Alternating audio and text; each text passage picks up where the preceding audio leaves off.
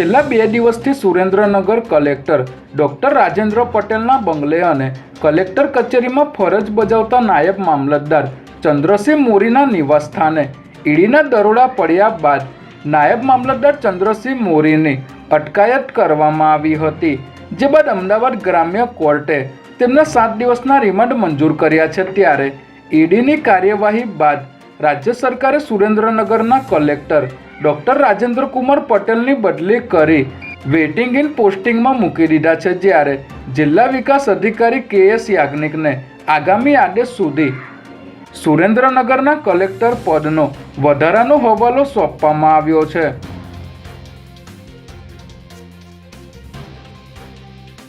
ગાંધીનગરના નભોઈના બુટલેગરોએ પોલીસની નજરથી બચવા માટે અજમાવેલી એક અનોખી તરકીબનો લોકલ ક્રાઇમ બ્રાન્ચે પર્દાફાશ કર્યો છે, જેમાં ગાંધીનગરના નભોઈના 2 બુટલેગરોએ બકેરી ફાર્મ પાછળ ખરાબાની જગ્યામાં સામાન્ય દેખાતા કાચા છાપરામાં સોફાની નીચે ગુપ્ત ભોંયરું બનાવીને વિદેશી દારૂનો મોટો જથ્થો છુપાવ્યો હતો। ત્યારે પોલીસે બાતમીના આધારે અહીં દરોડો પાડી આ ભોંયરામાંથી વિદેશી દારૂની કુલ 735 નાની બોટલો કબજે કરી હતી।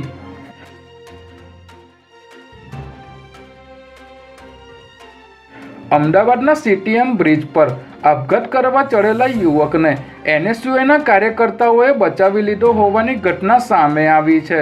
હાલ સામાન્ય બાબતે લોકો પોતાનો જીવ ગુમાવવા માટે તૈયાર થઈ જતા હોય છે, ત્યારે ગઈકાલે રાત્રે છોટાઉદેપુરનો એક યુવક આત્મહત્યા કરવા માટે CTM બ્રિજ પર ચડી ગયો હતો અને પડતું મૂકવાનો પ્રયાસ કરી રહ્યો હતો।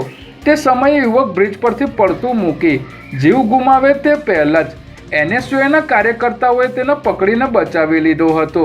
ત્યારબાદ યુવકને સમજાવીને નીચે ઉતારવામાં આવ્યો હતો।